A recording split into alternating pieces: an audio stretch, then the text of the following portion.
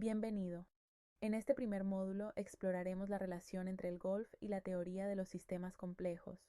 Uno de los primeros conceptos que debemos comprender cuando trabajamos con jugadores de alto rendimiento es que, en golf, uno más, uno no siempre son dos. Es una idea fundamental y conviene transmitirla desde el principio. Comprender la teoría de los sistemas complejos aplicada al desarrollo de un golfista nos permite diseñar procesos de entrenamiento más eficientes y eficaces. Además, evita caer en métodos que ofrecen mejoras rápidas a corto plazo, pero que limitan el aprendizaje necesario para alcanzar un rendimiento superior a largo plazo. Para entenderlo, empecemos por definir qué es un sistema. Un sistema es un conjunto de elementos interconectados que trabajan conjuntamente para cumplir una función o alcanzar un propósito determinado. Por ello, el comportamiento del sistema no depende únicamente de sus componentes, sino también de las relaciones que existen entre ellos. En otras palabras, el todo es diferente de la suma de sus partes. De esta definición se desprenden tres componentes esenciales de cualquier sistema: los elementos que lo forman, las interconexiones entre esos elementos, su función o propósito. Podemos observar estos tres componentes en numerosos contextos. Por ejemplo, en el equipo europeo de la Ryder Cup, los elementos son los jugadores, entrenadores, caddies, preparadores físicos y demás integrantes del equipo. Las interconexiones incluyen las reglas del juego, las leyes físicas que lo rigen, la comunicación entre sus miembros y sus relaciones personales. Su propósito es evidente: ganar el torneo más importante del golf por equipos. Veamos ahora los tres tipos principales de sistemas: cerrados, abiertos y abiertos dinámicos. Un sistema cerrado es aquel que no intercambia materia con el entorno, aunque sí puede intercambiar energía en forma de calor, trabajo o radiación. Su masa permanece constante, por lo que este tipo de sistemas se utiliza con frecuencia para simplificar estudios de física e ingeniería. Un ejemplo clásico es un cilindro con un pistón. El gas permanece en el interior, pero puede recibir o liberar energía. Por el contrario, un sistema abierto intercambia tanto materia como energía con el entorno.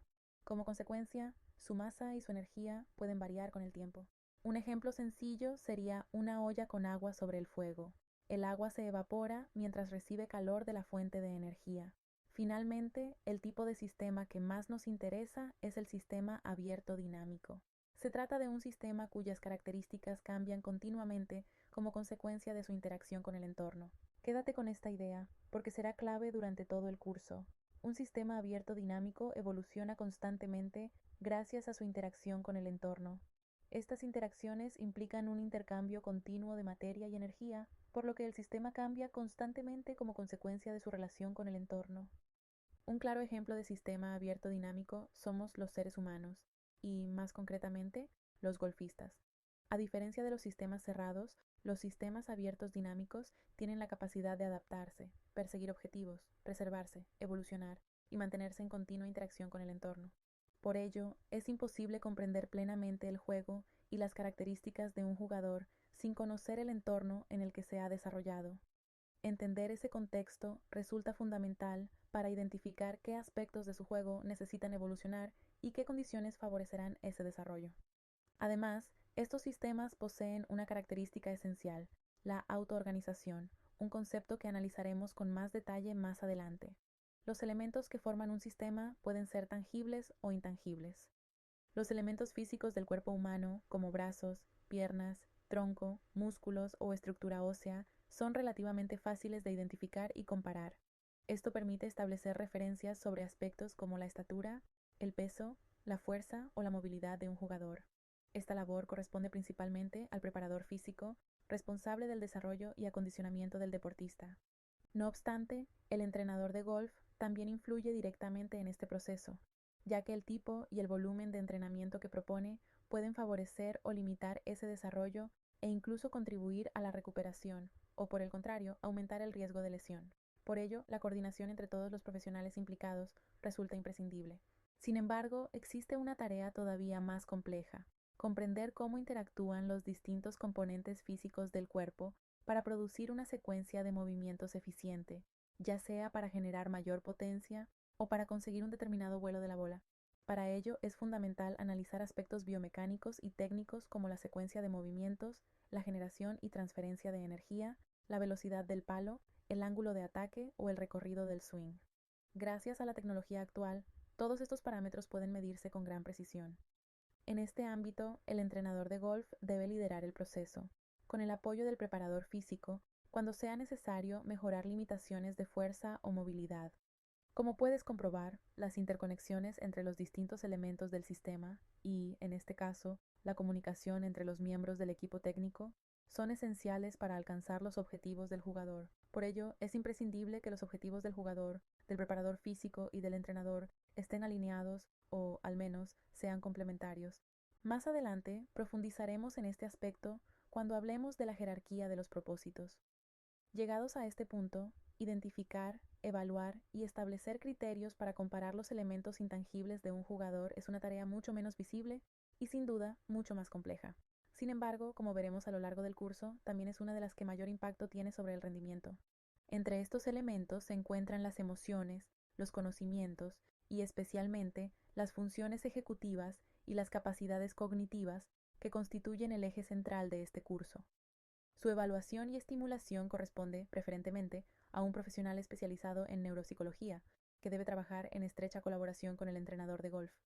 Como veremos más adelante, el verdadero reto consiste en trasladar los aprendizajes obtenidos en un entorno controlado a su aplicación sobre el campo de golf. Para ello es necesario combinar conocimientos de neuropsicología y de golf, una especialización todavía poco frecuente y que representa una auténtica ventaja competitiva para quienes deciden formarse en este ámbito. Como hemos visto, las interconexiones del cuerpo humano incluyen tanto los procesos físicos y químicos que regulan el organismo como las señales que coordinan la actuación de sus diferentes partes. Por este motivo, una correcta comunicación entre los distintos componentes del sistema es esencial. De ahí la enorme importancia del control de la atención y por extensión de las rutinas previas al golpe, pre-shot routine. Si, en el momento de ejecutar el golpe, nuestra atención no está completamente centrada en esa única tarea, pueden aparecer órdenes contradictorias dentro del sistema que reduzcan la coordinación y aumenten la probabilidad de cometer un error.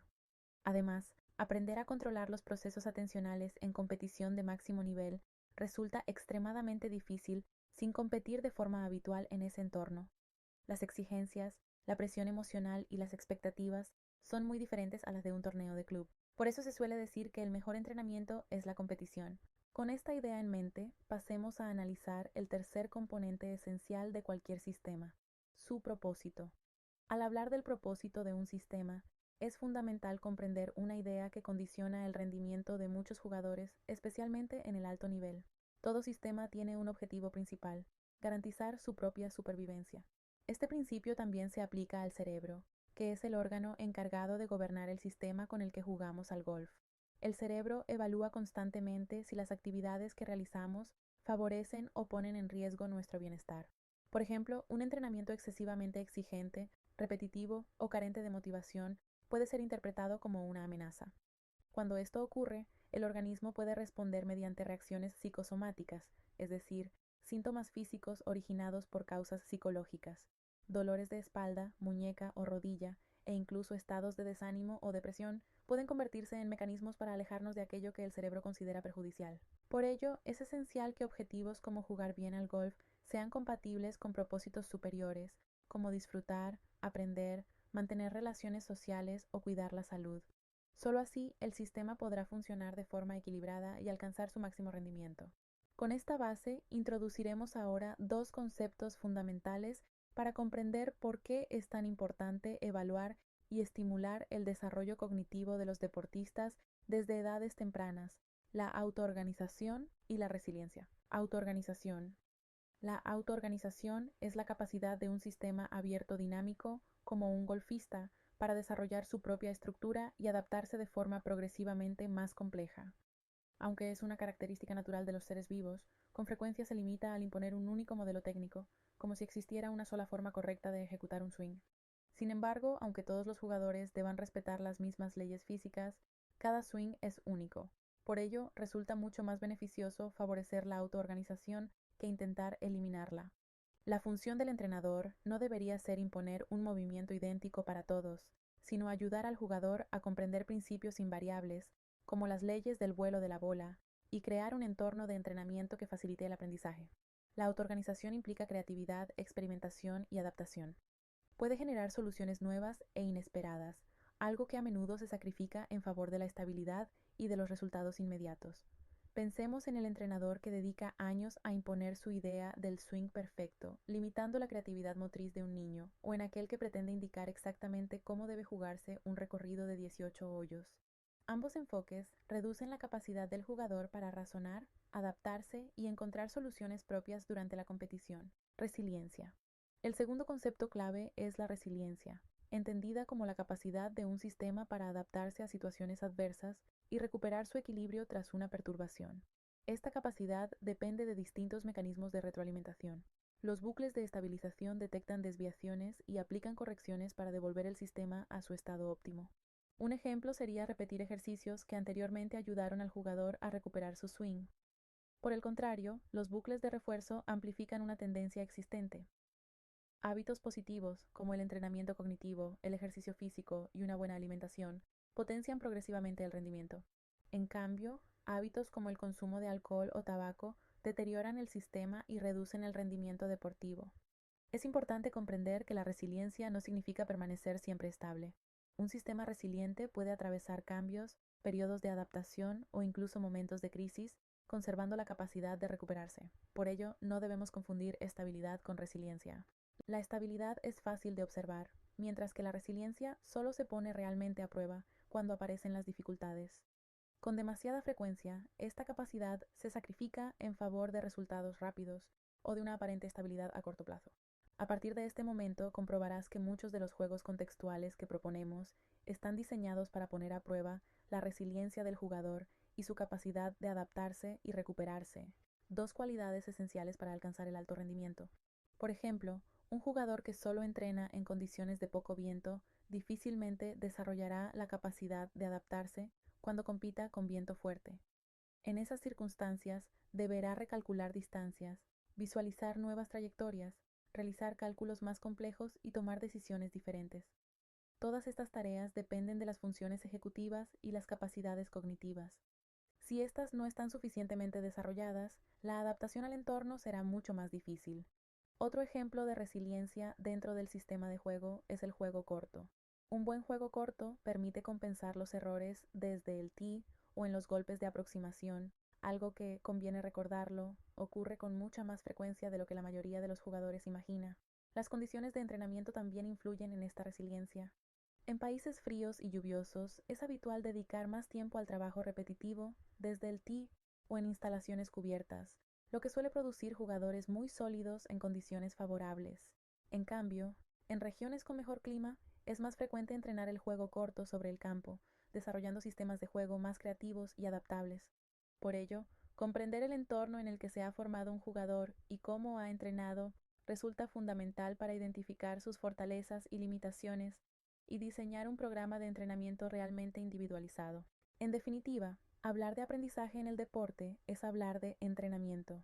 Y desde la perspectiva de la teoría de los sistemas dinámicos, entrenar significa individualizar. Para individualizar el entrenamiento debemos comprender al jugador, identificar sus fortalezas y limitaciones, tanto físicas como cognitivas, y diseñar situaciones que le permitan encontrar sus propias soluciones. En este modelo, el entrenador no debe limitarse a ofrecer respuestas, sino plantear retos que favorezcan la autoorganización del jugador. Al mismo tiempo, el propio entrenador aprende de las soluciones que el deportista descubre durante ese proceso. Por ello, el entrenamiento no debe centrarse únicamente en repetir un movimiento considerado ideal, sino en exponer al jugador a múltiples situaciones que le obliguen a adaptarse, modificar su comportamiento, adquirir nuevas experiencias y encontrar soluciones eficaces para los desafíos que afrontará en la competición. Con esta base, pasaremos al siguiente bloque del curso, donde estudiaremos el órgano que gobierna todo este sistema, el cerebro. Analizaremos su funcionamiento e introduciremos los conceptos fundamentales sobre funciones ejecutivas y capacidades cognitivas. Continuemos.